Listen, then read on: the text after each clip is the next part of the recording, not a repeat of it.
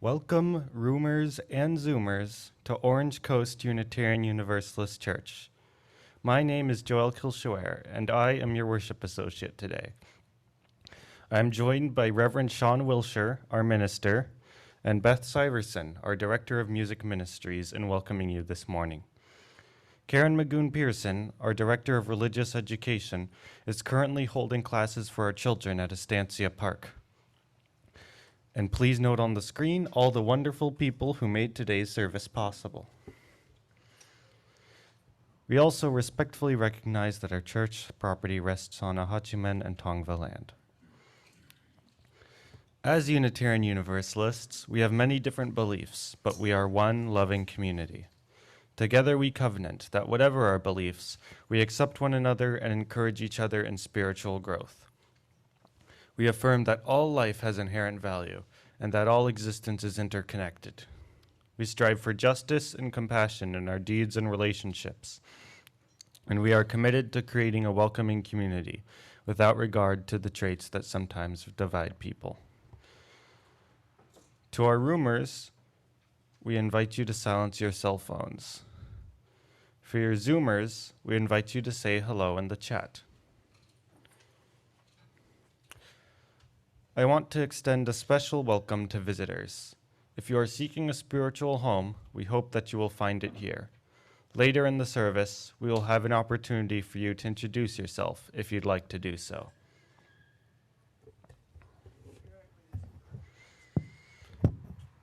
Let our worship begin with the lighting of our chalice as we say our Unison Affirmation. Love is the spirit of this church, and service is its law. To dwell together in peace, to seek truth and love, and to help one another. This we affirm together. Good morning, everyone. Please rise in body or spirit as we sing our opening song by Unitarian Universalist composer Amanda Udis Kessler.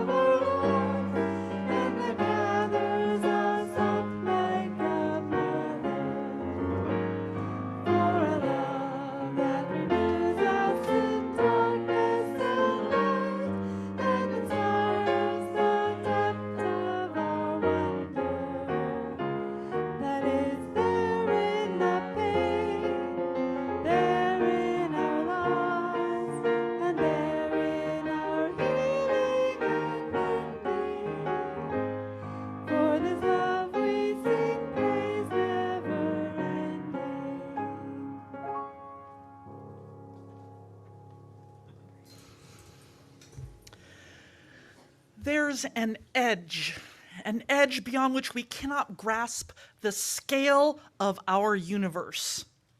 That border, that outer boundary is imagination. It's only the only known edge of existence, the only one we can prove by universal experience. We can imagine so much.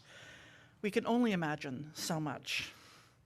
If perhaps it is a function of our collective minds, a dream of our endless nights, then there will be abundance so long as we can imagine it. Abundance on Earth, if we can imagine it, or abundance of Earths. A sphere for every tribe and every combination. And to have it all we need to remember is that there's an edge and grow our dreams beyond it.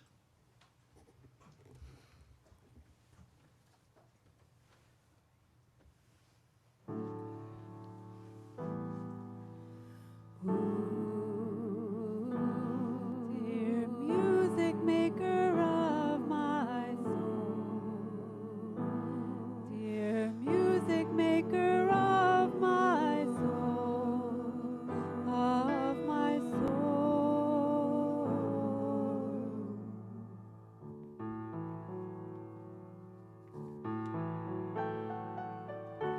Will you sing with me? Will you help me write my song?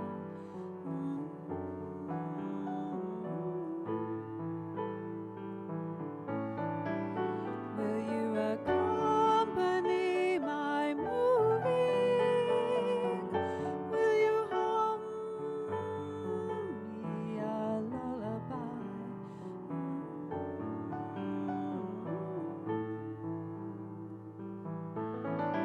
Will you conduct an orchestra of many seekers, each one performing their own role, performing their own role?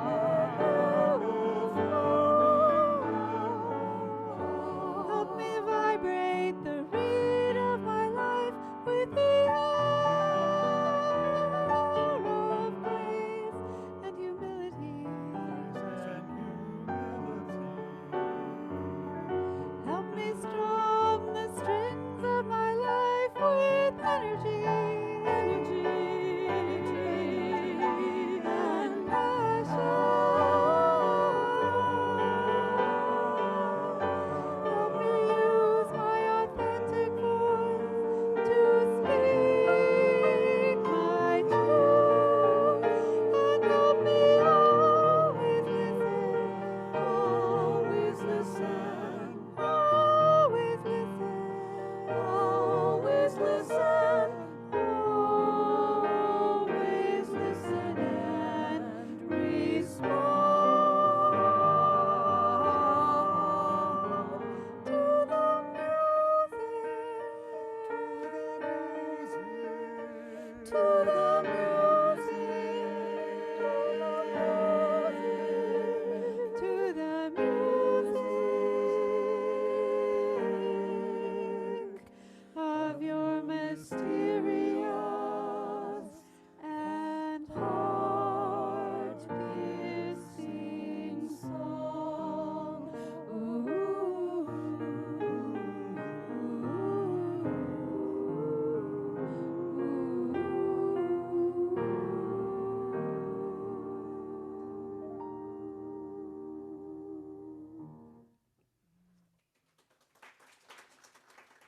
Thank you, guys. So this morning, I know we don't have our kids back yet. They're still at the park. But I thought it might be fun to have a time for all ages like story for y'all. So this is called Partners. And it's found in the book called Does God Have a Big Toe? Which I thought was kind of Before there was anything, there was God, a few angels, and a huge swirling glob of rocks and water, and no place to go. The angels asked God, why don't you clean up this mess? So God collected rocks from the huge swirling glob and put them together in clumps and said, well, some of these clumps of rocks will be planets, and some will be stars, and some of these rocks will be, they're just going to be rocks. Then God collected the water from the huge swirling glob and put it together in pools of water and said, okay, some of these are going to be pools of water, will be oceans, and some will be clouds, and some of this water will just be water. Then the angels said, well, God, it's neater now, but is it finished? And God said, nope. So on some of the rocks, God placed growing things and creeping things and things that only God knows what they are. And when God had done all this, the angels asked God, is the world finished now? And God answered, nope. God made a man and a woman from some of the water and stardust and said to them, I'm tired now. Please finish up the world for me. Really, it's almost done. But the man and woman said, well, we can't finish the world alone. You have the plans and we're too little. Oh, you're big enough, God answered them. But I agree to this. If you keep trying to finish the world, I will be your partner. The two people asked, well, what's a partner? And God answered, a partner is someone you work with on a big thing that neither of you can do alone. If you have a partner, it means you can never give up because your partner is depending on you. On the days you think I'm not doing enough, and on the days I think you're not doing enough, even on those days we are still partners, and we must not stop trying to finish the world. That's the deal. And they all agreed to the deal. Then the angels asked God, well, is the world finished yet? And God answered, I don't know. Go ask my partners. Thus ends our story for today. So partners. I love this story because it's the only one I've ever actually heard that actually sort of illustrates a little bit something that's called process theology. And process theology, it's a 20th century philosophy or theology by Alfred Whitehead. And it's a theology of God that says that we're partners with God, that God is not out of time, but is actually temporal and with us, right? It exists and learns with us and offers us different possibilities. And with our free will, we choose amid all of these possibilities how we want to be. And thus we are co-creators or partners with God. We create together whatever God's invitation to the world that we want. And process thought is very similar, except for it just sort of takes God out of it. It's a secular worldview, process thought. And it tells us that we have the responsibility to make moral choices. It also tells us that if we can just listen closely enough or imagine well enough, we might be able to see greater possibilities than what we might originally think. And as humans with our free will, we have the option to open ourselves to the possibilities or remain in what we know, because maybe those possibilities or ideas feel just too hard or they ask too much of us, or we can embrace what is new and build something new. We can move forward. So for our meditation this morning, I'd like you to consider process theology or process thought. Like, what does that mean to you? So let's take a couple deep breaths.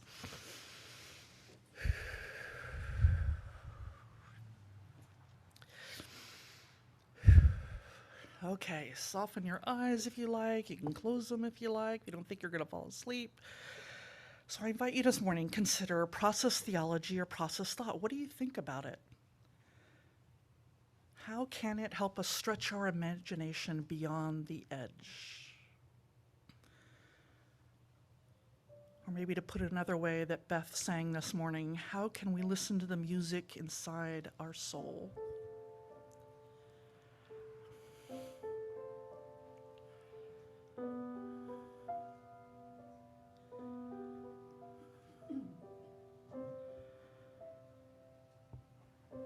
And what possibilities does it invite us into right now in this world?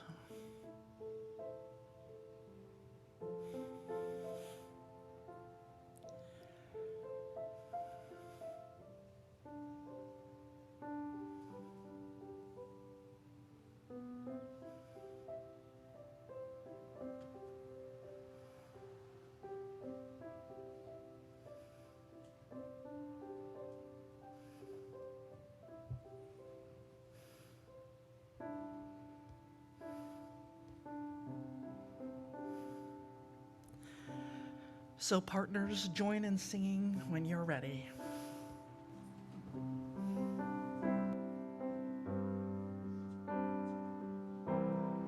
There at the table with my head in my hands,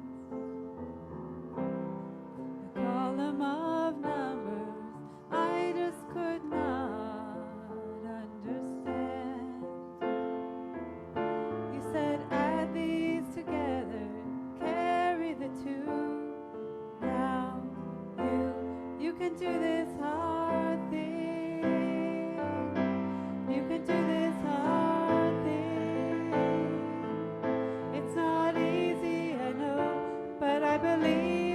so you can do this hard thing. At a cold winter station, breathing into our gloves.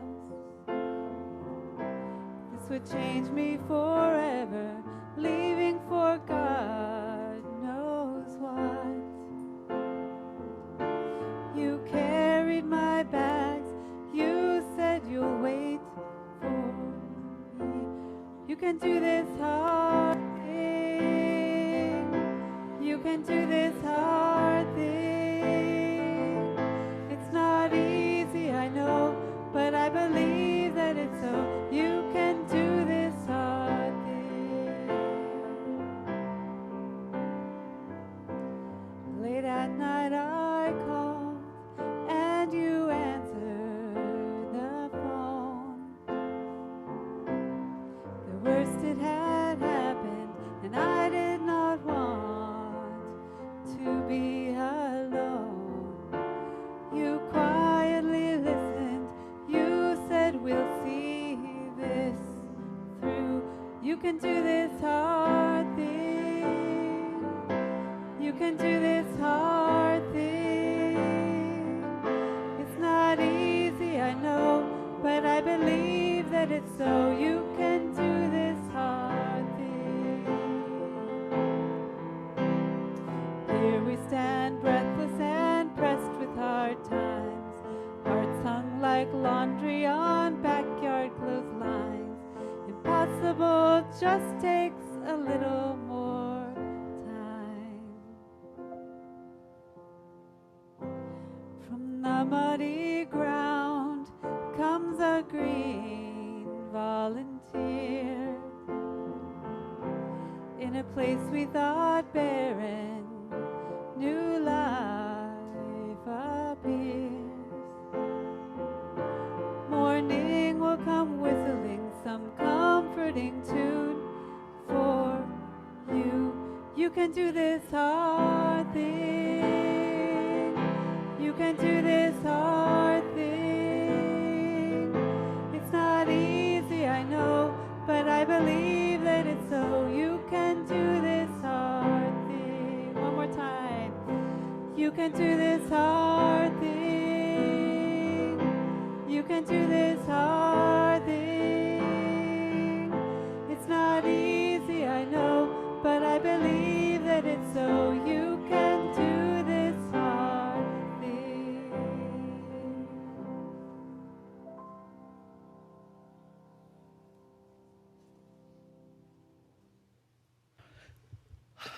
So this morning I'm going to get a little heady on you, because I want to talk about ideas. Ideas matter. Ideas, philosophies, theologies, these are all world views, right? How we take in the world. They inform how we interact in the world. And they're often, even sometimes they're unconscious, like we're not even always aware about how we approach things in the world. So for example, here in the United States, we live in a democratic, capitalistic society. We don't really know any different way of being. We hear about others, but we don't really understand them that much, or anyone who really follows anything other than a democratic, capitalist way of thinking, say it's fascism or communism, or even for some, socialism, we tend to assume that it must be bad, right, if it's not our way, mostly because we can't imagine any other way to know, right? Or at least we know that the examples that we know of are kind of bad. But bad, right, is a rather subjective word, and it's based on the values that we hold, right? So for example, if you value independence, freedom, and individuality, anything that threatens that would be bad. But if you would value unity, harmony, and the rule of law more than those things, independence, freedom, or individuality, then you might see them as bad. And throughout history, we have found that people argue over values, over worldviews and philosophies. Think of all the religious wars, right? Independence wars, civil wars, civil wars. Anyway, ultimately they come down to arguing about how we see the world, right? And when we don't understand how someone's worldview is different from ours, When someone doesn't hold our values of democracy, freedom, and individuality, we tend to think they must literally be insane, right? We even call them maybe a sociopath or a psychopath, that they're mad, they're crazy. And I have a problem with this. First off, this characterization perpetuates stigmas and fear around people with genuine mental illnesses. And so we kind of need to be careful of our language. But secondly, calling people who have different ideas mentally unstable actually kind of absolves them somewhat of their own responsibility, right? Mental illness is an illness, therefore it can't be helped, as it were. And the prime example in the news these days is Vladimir Putin, right? We tend to think he must be mad, crazy, power-hungry, or mentally ill in some shape or form for invading Ukraine.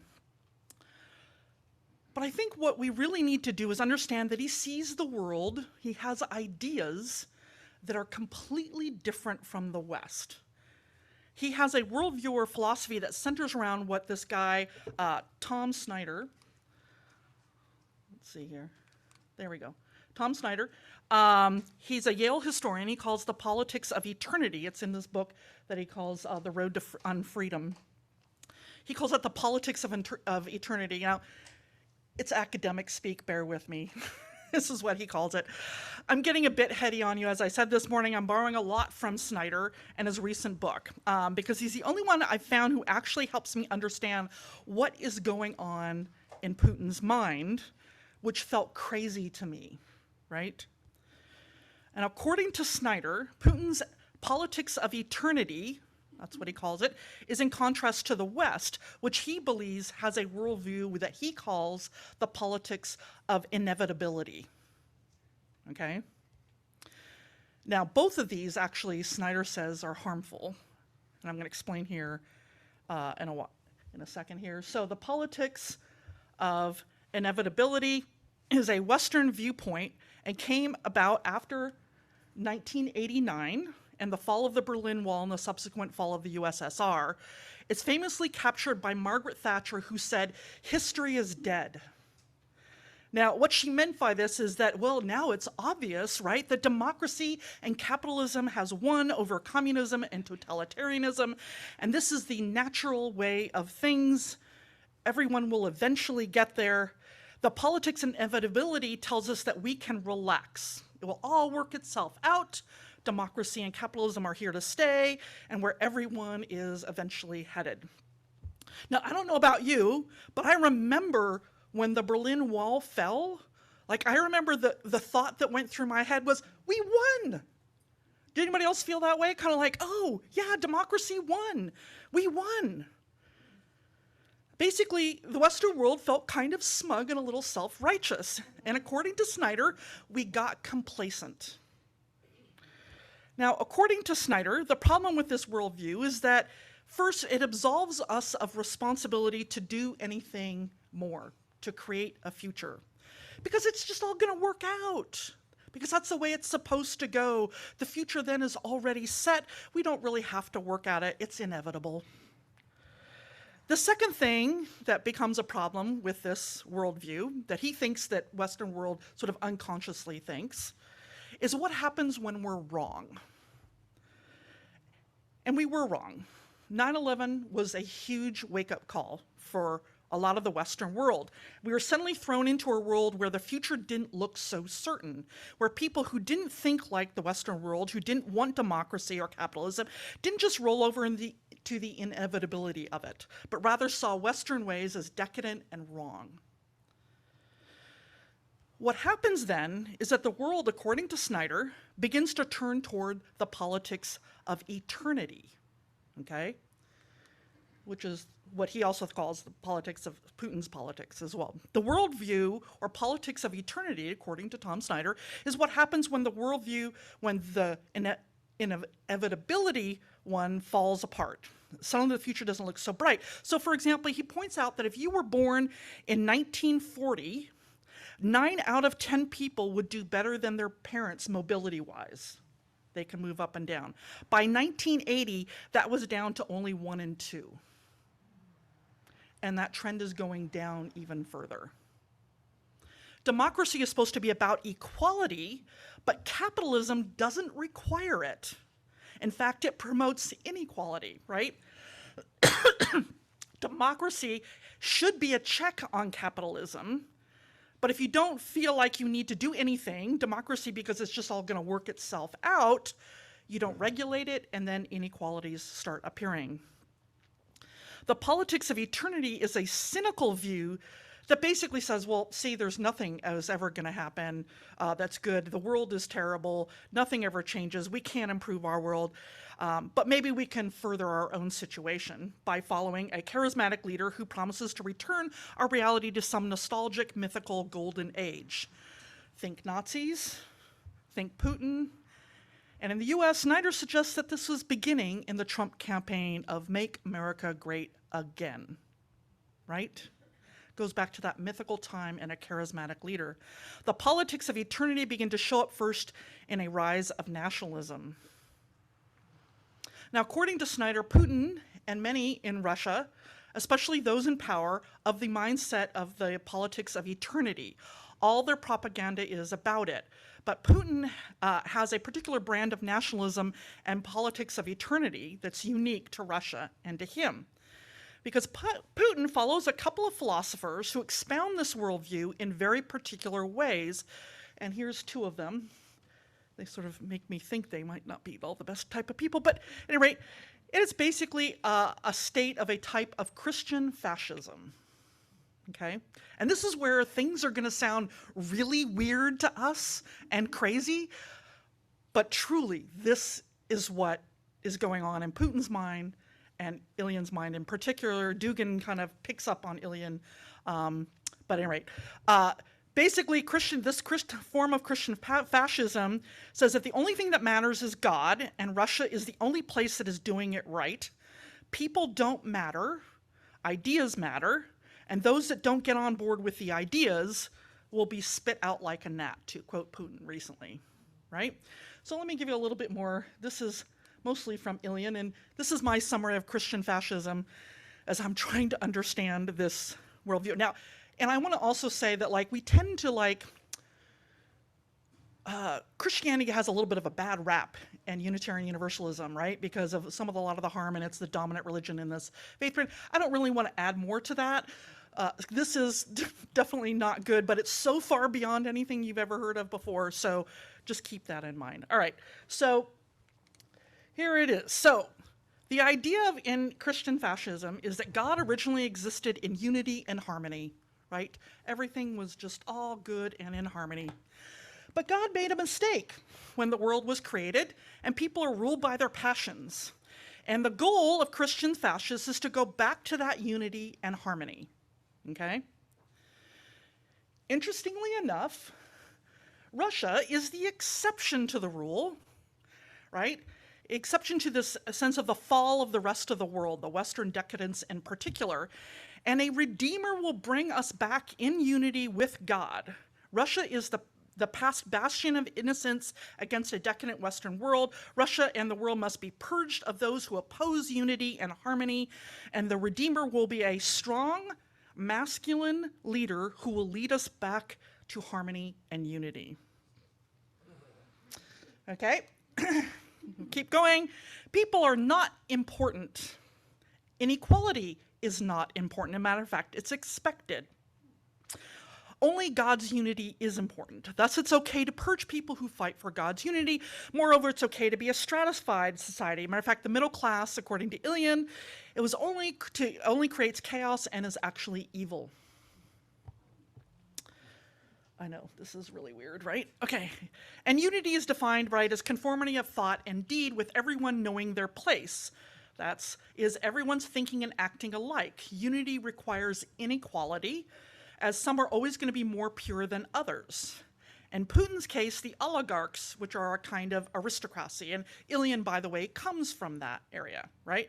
Thus, people are not important, only God's unity is. Thus, violence is expected and needed to purge the world of its impurities, to spit them out like gnats.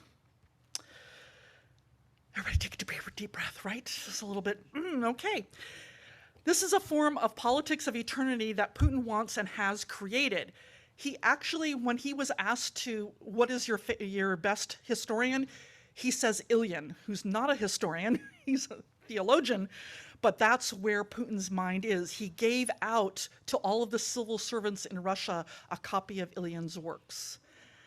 Ilyin died in obscurity in Switzerland, and Putin had his body brought to Russia in a huge, celebration of honoring Ilyin, okay? This is not something little. This is where he stands. Okay. Now, democracies value individual freedom. Totalitarian regimes value the unity of thought. Anyone who doesn't follow that worldview needs to be purged. In fact, the ends do justify the means in this worldview, thus it's okay also to blatantly lie to the people, whatever it takes. This is what we were all like, really, you think the Russian people are buying what you're selling there, Putin? It doesn't matter. It doesn't matter that he constantly changes the reasons why he's in Ukraine, right? It's whatever it takes. This was Stalin's view, it's Hitler's view, and it's Putin's view. And so far from our Western worldview, it literally seems crazy to us. But it's not a mental illness, it's an idea. And ideas matter, right? The politics of eternity is why we've seen a rise in nationalism and fascist thinking around the world, including here in the US. The cynical politics of eternity are starting to take hold because the politics of inevitability have failed. So what's the answer then? Well, according to Snyder, it's history. It's really learning our history and realizing that we can make history, right? Our past maybe have been written, but our future is not. And to really get that we're still creating that, and we still need to be vigilant about creating that. That's why I wanted to talk a little bit about process thought or process theology, because I think it's a healthy counter to both Putin's politics of eternity and the Western politics of inevitability. It requires that we look closely at history, not just use it to support our politics of inevitability or eternity. Like, see, this is what happens. The world is going this way. No. To actually look at the world and the history that's there and then make our own history. It requires that we take responsibility for our future, and how we build it is important. Remember, ideas are important. So we have to choose the right ones to build our future. You know, last week, Bob Melville, one of my favorite people, hi Bob, he's online, I know.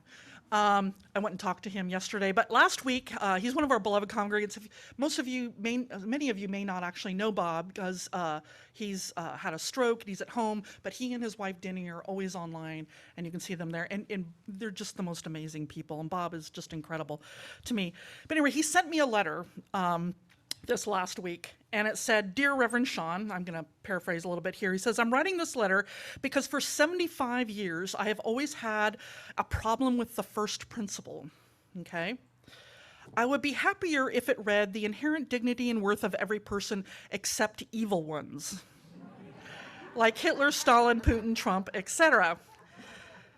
When you have time, I'd love to have you educate me. Sent with friendship, love, and admiration, yours very truly, Bob Melville. P.S. My wife thinks it's a good question, too." So these are, let's see here, there we go. There's our ideas, all right? Now, just so you know, the UUA, the Unitarian Universalist Association, adopted our 7 principles in 1984, okay? That's the time before the politics of inevitability started creeping into our Western worldview. And remember that ideas matter. Our 7 principles ask us to affirm and promote, to work towards a world of peace, liberty, and justice for all. It assumes that we're not there yet, right? That we have to work for it. There's no assumption that anything is inevitable. And Bob is not the only one to struggle with our first principle. Unitarian Universalists, I think one of the problems is that we assume things when we read our first principle, the inherent dignity and worth of every person, right? We assume that that means that everyone is inherently good. Doesn't say that, right? That we must be then therefore nonviolent, right? We can't, push back. That's not what it says. Or maybe we assume that it means that we have to love everyone. Again, that's not what it says. It talks about inherent dignity and worth, not inherent goodness, or that we can't put boundaries around people who act in evil ways. It doesn't say that. As one of my colleagues recently put it when I asked him about this question, he said there's lots of people in jail who have dignity and worth, and they need to be there to protect society. Having boundaries around people who have bad ideas is a good thing, right? I think that what this principle actually asks of us is to see people in their full humanity, right? As human beings, not as devils, right? It asks us to see the whole person, not belittle them or make them less than they are to dehumanize them. So that when we look at someone like Putin, we don't dismiss him as a madman, which is a dehumanizing label. It makes him a devil in a sense, right? We can make him sort of evil over there, and it allows us to dismiss him, but it also allows us to not take him seriously as a flawed human being who's doing evil in the world. Okay? Dehumanization is his methodology and his excuse for doing evil in the world, right? That whole gnat thing. When we do the same, I feel like we're playing by his rules. His actions are evil. I do believe his actions are evil because they're dehumanizing. According to our values, which I personally have no problem with, but no person is inherently good or evil. They have dignity and worth. It's our actions that make us good or evil. But I want you to remember that to many, he is considered a hero, right? A good person who is trying to bring us back to unity with God, someone who helps his fellow Russians feel like they have a place in this world. Part of the politics of eternity is to create this ethos of spirit where, we're us against the rest of the world, right? That's what Putin has done. He creates also part of the politics of eternity is to create problems, right? The West has never really been against Russia, right? But he's created this whole ethos and spirit that the U.S. is out to get him. That's part of the politics of eternity, to make people feel good about their dismal situation by giving them a sense of a cohesive spirit that was us up against this bigger problem. But when we dismiss or dehumanize people, we take away their dignity and worth, and then we don't take them seriously. And I think this dismissal is part of the way that the West regards Putin. What, he can't be serious? Really? Really? This can't be serious? And so we're all surprised, despite Chechnya, despite Georgia, despite Crimea, we're all like, what, he invaded Ukraine? Like, why are we surprised? Putin's mistake is that he too dismissed people. He dismissed people in the West and didn't take them seriously. This is part of the problem of dehumanization. He does this when he calls anyone who opposes him gnats that he's going to spit out. He didn't take the Ukraine people seriously when they said they would fight back. He didn't respect their dignity and worth. That was his problem. And we do that to him when we dismiss him as a madman, right? So if we want to solve the problem of Putin, we have to take him seriously. Unfortunately, we do. To give him that dignity and worth, to take responsibility for creating the future we want, not the one that he wants. All this to say, I think our first principle is a great idea that we need to embrace and hold on to. It's helped me, I can't tell you how many times, dignity and worth, dignity and worth, dignity and worth, that has really helped me in so many situations, all right? Help me create the world that I want to create. It's not easy, right? It's not an easy principle. But whoever said that these principles were supposed to be easy? But remember what it actually says, not what you want to assume it says. Now, if you're a bit freaked out by Putin's worldview, good. You should be, because under Putin's worldview, every person in this room and online, every Unitarian Universalist would be a gnat to Putin. We're gnats. So here's some good news. The first is that the politics of eternity has a huge, huge flaw to it, okay? And that is succession. The politics of eternity are centered around a single person, a redeemer, who's going to deliver the people back to unity. But what happens when that Redeemer dies or is forced out of power? Democracy, on the other hand, when done right, builds a future by always having a smooth transition of succession. This model of succession is what must be protected. And this is why so many people are so upset about new voter laws that marginalize people, the gerrymandering, and crying of fake news, right, out there when we don't agree with something. By the way, did you know the term fake news was not invented by Trump? It was invented by Putin. That's where he got it from. The second piece of good news is that Putin's attempt to force the politics of eternity on Ukraine and the world has woken up many to the West from the politics of inevitability, right? We're all like, hey, no. We are remembering that we need to fight to protect our freedoms, that it is not inevitable. That is why we are holding a second rally today, in fact, for Ukraine. We must remember that we have to fight for freedom. And we're there to even remind people we have to fight for this. We have to wake up from those politics of inevitability. We must remember that while history is written, our future is not, right? We cannot rest on our laurels and assume that democracy will always win. We must fight for it. Like I said, I think our principles, they're not just good ideas, they're great ideas, inherent in all of them, from the first to the seventh. They tell us that we must work for democracy, that we must not get complacent, and we must work toward a world community with peace, liberty, and justice for all. And as process thought and theology tells us, we will do it hand in hand together. So let us sing. Please rise in body or spirit and clap along.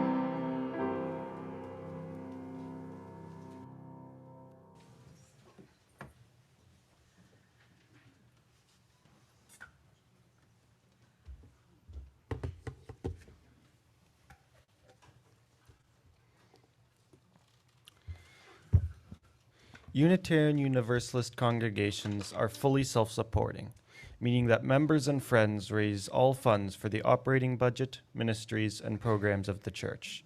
We are ever grateful for your gifts of time, treasure, and talent.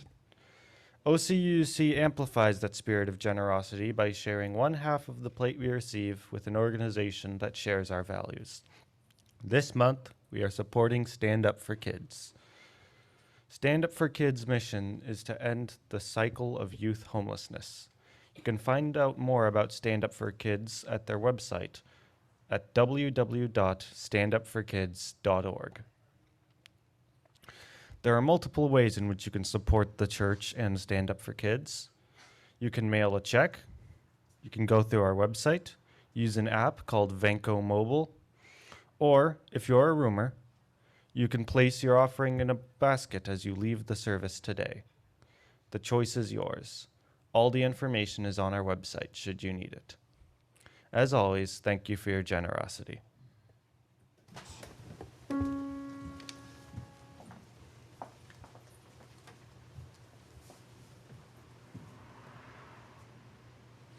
There is always a light when we are ready to see it.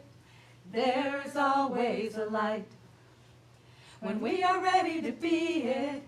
To see the light, to be the light, to raise our eyes in the dark of night, to climb this hill, together we will.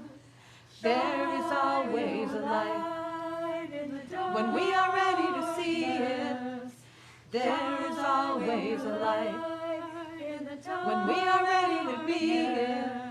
To see the light, to be the light, to raise our eyes in the dark of night, to climb this hill, together we will. There is always a light. There is always love. When we are ready to see it. There is always love. There is always a light. There is always love. When we are ready to be it. To see the light, to be the light, to raise our eyes in the dark of night, to climb this hill, together we will. There is always love. There is always a light. There is always love. When we are ready to see it. There is always love.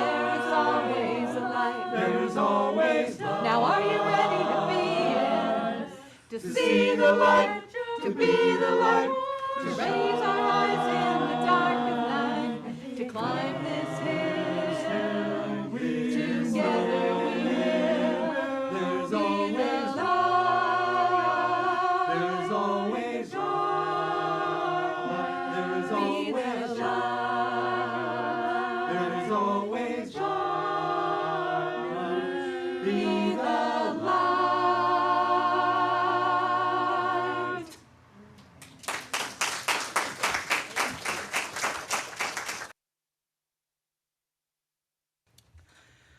So as many of you know, we're also in the middle of our pledge drive. So this is sort of like, what if somebody said that we were called the NPR of religions or something like that. So we do an annual pledge drive every year. So people who are members and friends pledge, an annual amount so that we can, pay staff and keep the lights on and do all the wonderful programming that we do. And so we like you to remember sort of what that means to people. And this morning we have Bertie Reed, who's a longtime member, who's going to come up here and let us know what she thinks.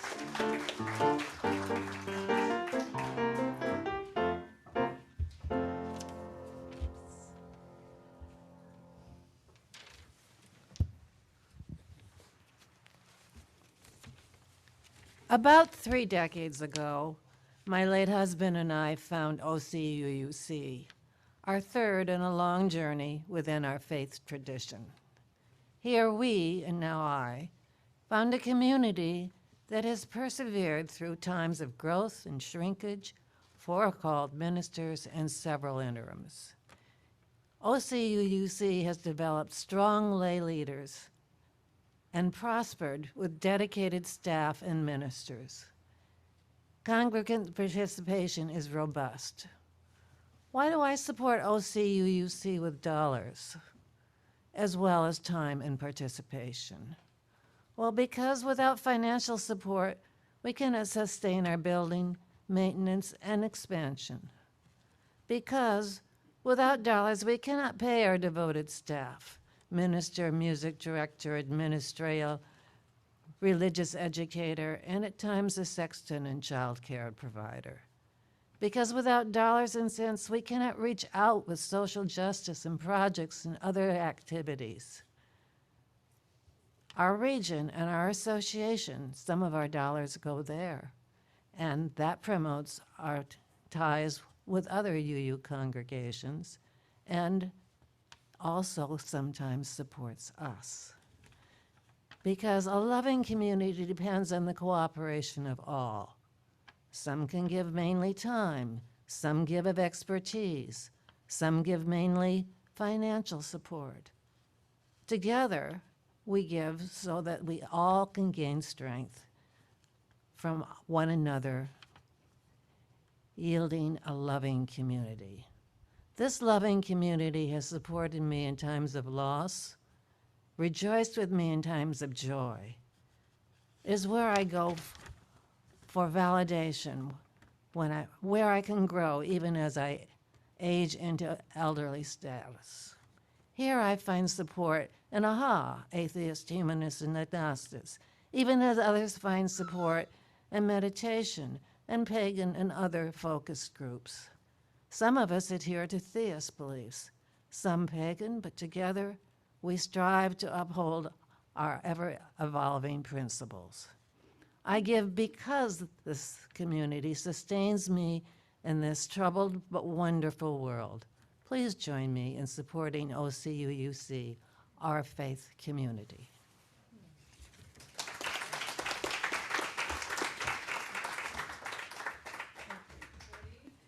Now let's sing our offertory response together.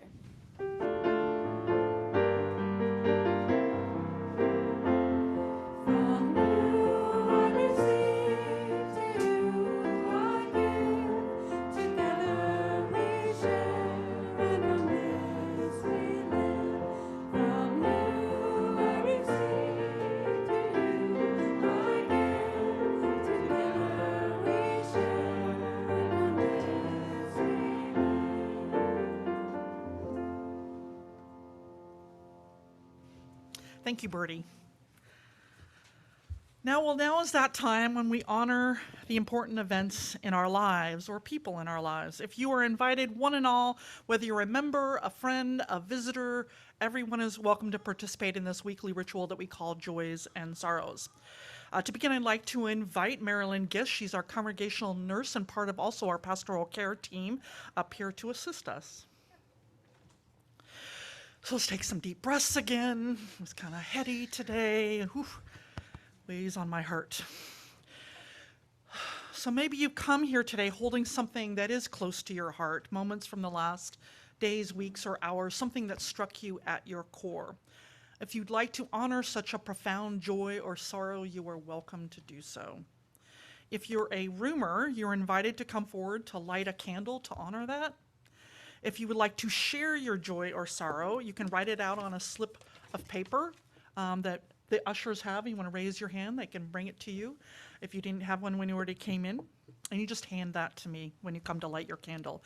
If you're a Zoomer, I invite you to write your joy or sorrow in the chat, and then once all of the candles are lit here, Marilyn will be, I'll read them out loud, and Marilyn will then light a candle for you.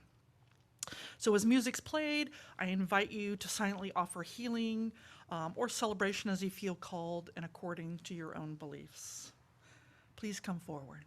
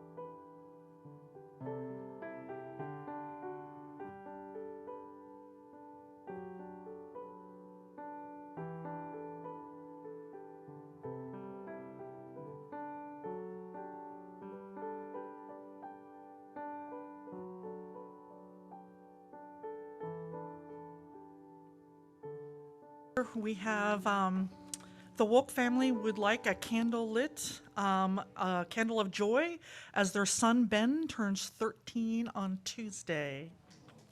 Yay.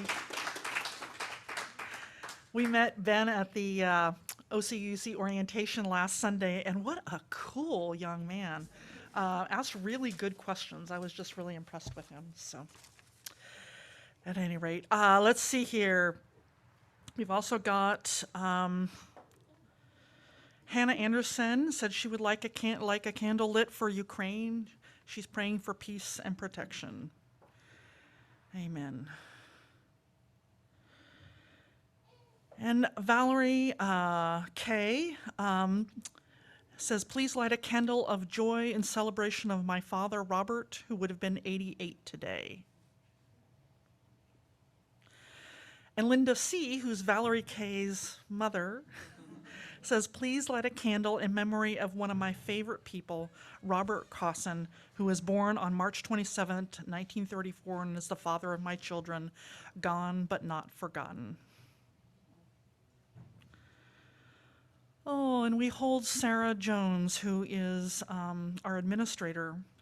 She says she has a sorrow, as she says, as I remember the passing of both of my parents this week. So we hold her in our hearts. Here in the thing here, let's see here. Let's see here, we've got Dick McClave. He has a candle, he lit a candle of joy for visiting grandsons. That's always a happy thing, right? Let's see, Adam Goldman has lit a candle of joy, he said, for a former congregation member named Linda O'Connell. Some of you remember Linda O'Connell. He says that she has been posting on Facebook lately, and she seems to be healing and surviving. I think she had some challenges. And Matthew Patterson has a candle of joy. He says, I'm so glad to be back in person worship after my top surgery. Yay. He says, I've missed being here so much. The massive amounts of support from the church were multiple whispers of, you can do this hard thing. Right on. Congratulations. And Don and Sandy Martin lit a candle of sorrow for their son-in-law's father, who is gravely ill. We hold him in our hearts. And then I also have one here. This is to be read anonymously at the last message during Joys and Sorrows. Let's see here. A life-changing joy to share. I would like to light a candle in recognition that 10 years ago this past week, I had the great good fortune of meeting a member of this community for the first time over dinner. And during that dinner, we appeared, by mutual consent, to initiate a journey that has been assisting me in becoming a much better person, by helping me to learn to temper the demons that have plagued me since early childhood. That has given me a friendship that I sincerely hope will last the rest of my life.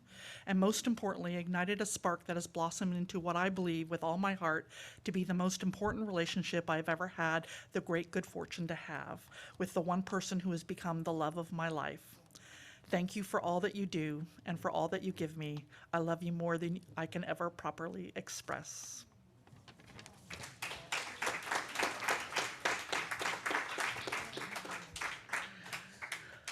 I love that. Okay. Well, let us hold in love all the joys and celebrations and all the hurts and sadness, both spoken and silent. Let our joys remind us to be thankful, our concerns remind us to hope, and our sorrows remind us to connect. Let all these moments remind us that we are not alone. I invite you to join Marilyn here in a spirit of prayer or meditation.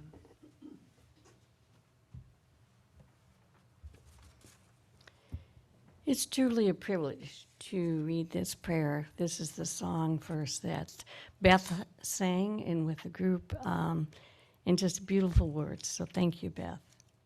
Dear music maker of my soul, will you sing with me? Will you help me write my song? Will you accompany my moving? Will you hum me a lullaby? will you conduct an orchestra of many seekers, each one performing their own part? Help me vibrate the reed of my life with the air of grace and humility. Help me strum the strings of my life with energy and passion. Help me use my own authentic voice to speak my truth, and help me to always listen and respond to the music that's created your mysterious and heart-piercing touch. Amen.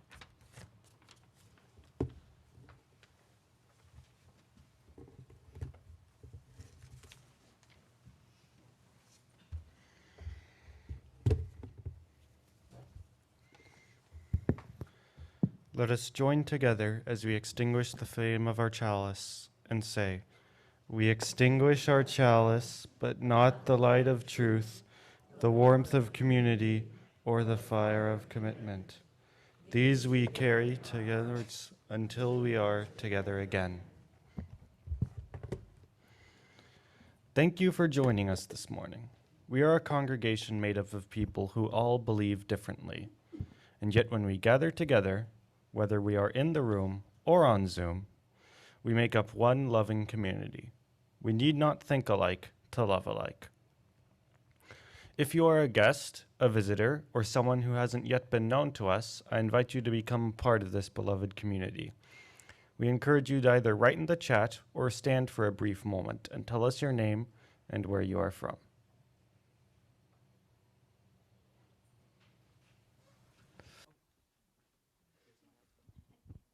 Thank you. My name is Ian Turner. I'm here with my wife, Sophia. We just moved to Orange County last week.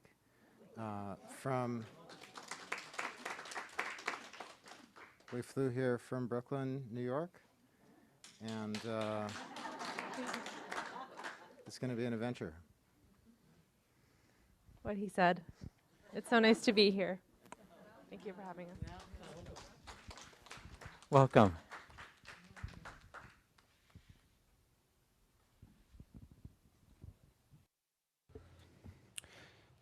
If you'd like to know more about our church, including programming for our youth and children, please contact us at hello@ocuc.org.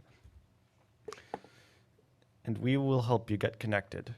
In addition, we invite you to sign up for our weekly email called The Blast at blast@ocuc.org. We want everyone to feel a part of this beloved community, so please reach out and we will help you get connected. After the service, we will have a short period where everyone, Roomers and Zoomers alike, can wave, say hello, and welcome any visitors. Zoomers who remain will be placed in Zoom breakout groups for 20 minutes. We invite you to check in and get to know the people in your group.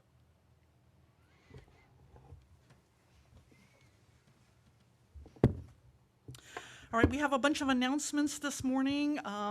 Obviously, there's something big going on today. We've got a rally for Ukraine. We're just going to have some time for coffee hour and for you to sign up for the pledge drive dinner meals that we have available, and then we'll head out. I've got signs. I love everybody wearing blue and yellow today. This will be wonderful. Everybody is welcome to join us. We're just going to go out to this corner over here and hold up signs for a while and remind people that we have to fight for this democracy.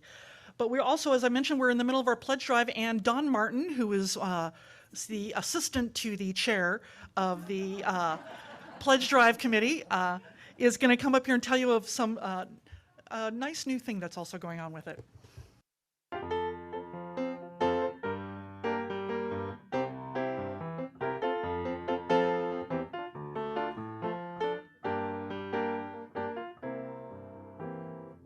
Well, I prefer to say that I have a partner and I'm a minor partner, but assistant will do. Among the things we've done is we've collaborated with Apple. Oh yeah, there's no updates. She keeps updating, but with Apple Notes, you can see immediately. So some of us were outbid for meals at the auction last fall. Have good news for you today. You can sign up to have brunch with Linda and Craig, or with Judith, or Meg, and Marilyn. How about lunch with Don and Sandy? You could also have dinner with Tom and Nancy, or Catherine and Derek, or with Marcia, and make your pledge in the company of other UUs. You still have the opportunity to sign up for a meal hosted by a member next weekend. Today, though, is the last day to sign up. So if you're not able to attend any of these meals, please see Sandy, she'll be at the table with me, to get your pledge card after the service so we don't have to mail it to you. You can also attend a Zoom meeting hosted by Karen Kennedy. Karen has left us, but she can't leave us, so. She's offered to have these Zoom meetings. There's information at the sign-up table, and she's putting that information on the chat as I speak. So stop by the table right outside before the rally, sign up, then we can all go over and wave our signs. Oh, and we also have cookies and chocolate kisses. I want to give just a shout out also again to Karen Kennedy is going to be doing some Zoom meals where you bring your own meal, but you're on Zoom with Karen. And if you don't know Karen, you really should get to know her because she's an absolutely wonderful person with a sparkling personality. And we miss her, but we're so glad that she's doing this. We miss her being in person because she's just quite a little dynamo, and she's just awesome. So sign up for the Zoom meals if you Zoomers. Sign up for a Zoom meal and give your love to our beloved Karen. So, all right, everyone, after the rally, remember sign up and rally. Two things, right? Say this together. Sign up and rally. Sign up and rally. Okay, excellent, wonderful. All right, partners, remember that ideas matter. Let's just sing.